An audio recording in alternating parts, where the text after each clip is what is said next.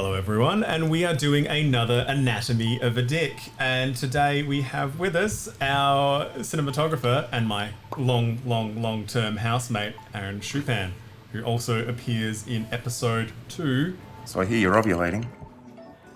Dick. Mango! Sleazy waiter.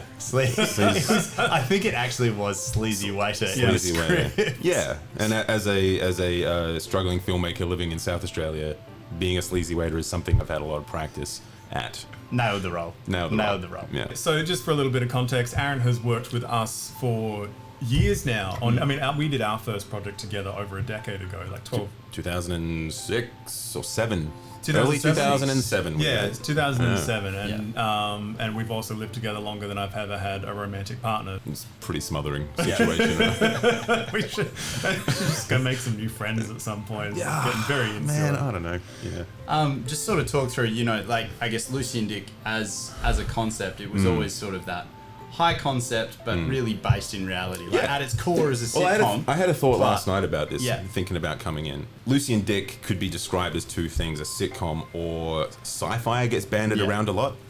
And I think from very early on, even the first short, for me, it was a story about two friends. Yeah. One of them just happened to be a robot. So that whole thing of and it just happens to be a robot was always in my mind approaching this.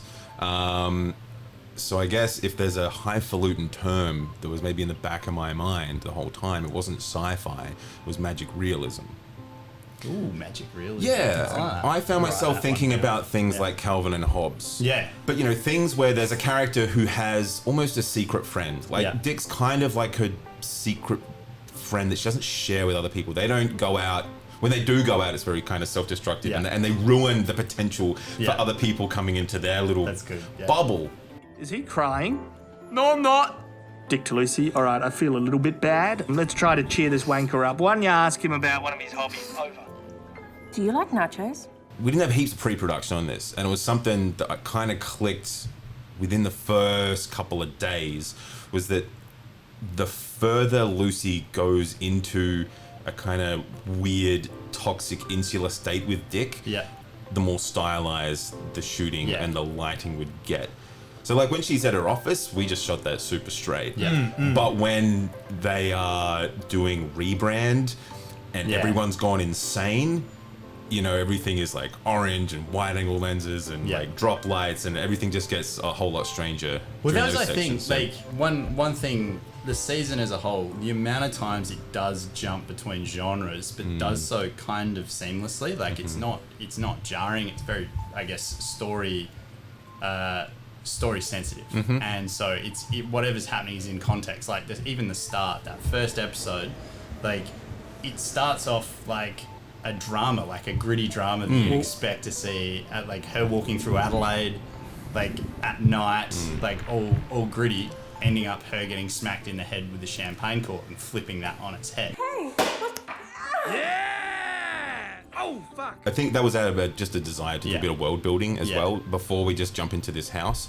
I wanted to look for any opportunity to, I guess, open the scope. Yeah. The opening section where it's much more sort of indie film sci-fi. I guess we're channeling a bit of Her. Yeah, Spike Jonze. Spike Jonze sort of stuff where there's just incidental sci-fi elements just to drop you into a bit more of a broader world before we get into this insular little world for the next few episodes. Just Lucy and DiC. The Lucy and DiC bubble. Exactly, before we're in that bubble. But also, there's a swearing robot in this thing, but there's also a whole lot of heart, and I think that opening in particular was a really good way to drop us into Lucy's psyche before Dick comes in swearing and farting and blowing champagne corks in her face. Yeah. Well, because when she's out in the world, it's quite harsh and cold. She's getting jostled. She's very slouched. She's alone. She's depressed. Then she comes up into this very warm and cozy space. Exactly. Well, and also just, the mechanics of filmmaking, you want to give the audience something to sympathize with that character immediately, and we can all relate to going home after dark and it sucks. Yeah. We all know what that feeling's like of oh, bloody hell. I'm going home and I'm tired.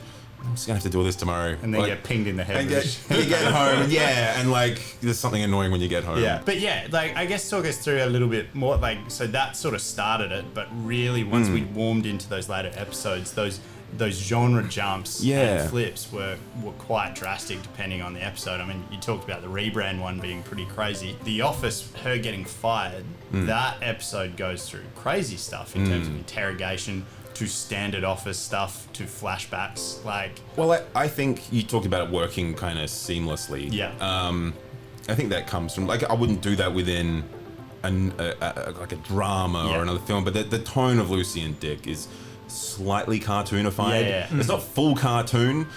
And Lucy's performance is 10% more elevated than it would be in a standard film, so I think that extra stretch room allowed us to push to the ropes and be like, let's do a little Scorsese today, or let's take it a little bit, Law and Order-y here and stuff like that. Right from the get-go, we always talked about Lucy and DiC having one toe sort of dipped in Looney Tunes logic, where when people throw things, it whips like bang and smack and whack and bam and just little intensifiers. It's there in the sound design. When Dick throws his pen away, it goes everything but like the bin falling over and the dog barking.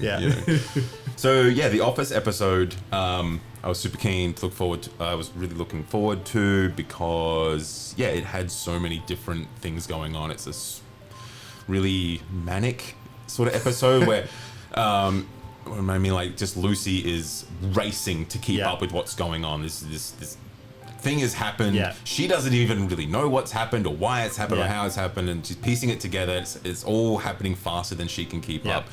But we sort of shot it like a police procedural. I was really excited. Like, this is an interrogation. This is one of those awesome bottle episodes, like from Law and Order, where they've got the guy and they're sitting him down like, all right, what really happened? And you keep cutting back and forth between the scenes, and a bit of a Rashomon-y thing as well, where Dick's got his version of events, and she's got her version of events, and it was an opportunity to really explicitly go into a subjective viewpoint in terms of the visuals. But this episode in particular, we kind of got to do that because we're going into Dick's bullshit version of events.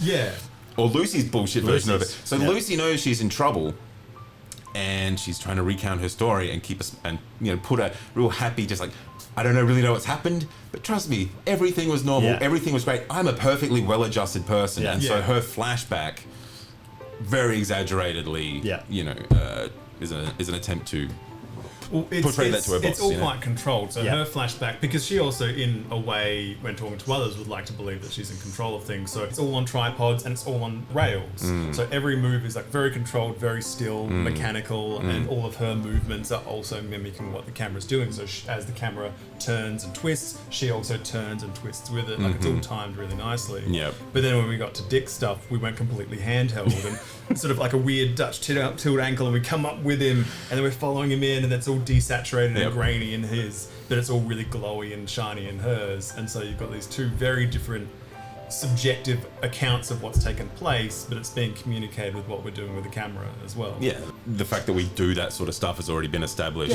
We had the freedom to go a little further. And we open on Goodfellas with burying a body in the woods with lit by the headlights, with those few really wacky sort of moments by license to then go a bit weird from time to time. It was always, as soon as you guys told me we're going to do a body in the boot, I think the first thing I said was, can we do it like Goodfellas? I think that'd be funny to like actually do side by sides of a couple of because there's a handful of shots there that are direct, like the empty couch shot as well. I'm just talking about my own plagiarism. But no, but it's more like what about? Well, it's something that I'd like to say is that if I was going to have a closing statement, it would be that it's your job as a cinematographer not just to know about lenses and sensor sizes and what different lights are called, but your job is to watch every movie ever made as much as you can, every TV show, every movie, everything, because that's where you learn. That's your research. It's that stand on the shoulders of giants. It's like there's 100 years of cinema, and each of us stands on the shoulders of the pile of men and women that came before us making films. And that's how movies get better, I think. So, it's really good. And we did that a bunch. And it's fun. It's just fun to do. And it's awesome shorthand. I wanted it to feel constructed. And feel like there was more of a plan than just Yeah. let the funny people be funny. Well, this Lucy and DiC could have very easily. We could have just been on that couch for an hour and a half. Yeah. You know. There's probably a version of that does work.